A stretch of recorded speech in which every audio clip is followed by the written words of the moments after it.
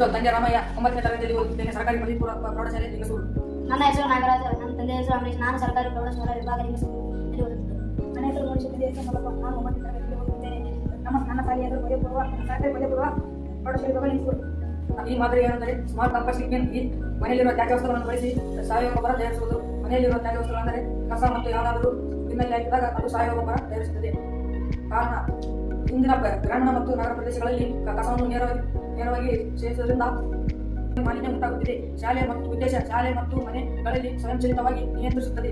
ಇದು ಸ್ವಯಂಚಾಲಿತವಾಗಿ ತಾಪಮಾನ, ತೇವಾಂಶ, ವಾಸನೆಯನ್ನು ನಿಯಂತ್ರಿಸಿ ಸ್ಮಾರ್ಟ್ ಬಿನ್ ತಂತ್ರಜ್ಞಾನ ಬಳಸಿ ಮಾನವ ಶ್ರಮ ಕಡಿಮೆ ಮಾಡುವುದು. ನವೀನ ಅಂಶ ಇದು ಸೆನ್ಸರ್ ಬಳಕೆ ತೇವಾಂಶ, ತಾಪಮಾನ, ವಾಸನೆಯನ್ನು ಇದು ನಿಯಂತ್ರಿಸುತ್ತದೆ. ಅಗತ್ಯ ವಸ್ತುಗಳು: ಪ್ಲಾಸ್ಟಿಕ್ ಅಥವಾ ಲೋಹ ತಡೆ, temperature sensor, moisture sensor, gas sensor, PC fan, air controller, servo motors, power supply, battery, organic waste vegetable feels and foods waste.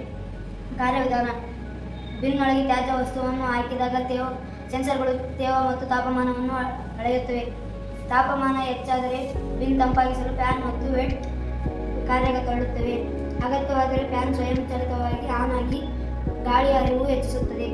ಸೆನ್ಸರ್ಗಳು ವಾಸನೆ ಗುರುತಿಸಿದರೆ ವ್ಯವಸ್ಥೆ ಎಚ್ಚರಿಕೆ ನೀಡುತ್ತದೆ. ಸುಮಾರು 20-25 ದಿನಗಳಲ್ಲಿ ತ್ಯಾಜ್ಯ ಗುರುವೆಯಾಗಿ ಸಾವಯವ ಗೊಬ್ಬರ ತಯಾರಾಗುತ್ತದೆ. ಫಲಿತಾಂಶವನ್ನು ಮೊಬೈಲ್ ಅಥವಾ ಡಿಸ್ಪ್ಲೇ ಮೂಲಕ ಮಾನಿಟರ್ ಮಾಡಬಹುದು. ಶತಾಂಶ: ತ್ಯಾಜ್ಯ ಕುರುವೆ ಪ್ರಕ್ರಿಯೆ 2-3 ಪಟ್ಟು ವೇಗವಾಗಿ ನಡೆಯುತ್ತದೆ. ವಾಸನೆ ಮತ್ತು ಕೀಟಗಳ ಪ್ರಮಾಣ ಕಡಿಮೆಯಾಗಿ ನಡೆಯುತ್ತದೆ. ತಯಾರಾದ ಗೊಬ್ಬರ ಉತ್ತಮ ಗುಣಮಟ್ಟದ ಗೊಬ್ಬರ.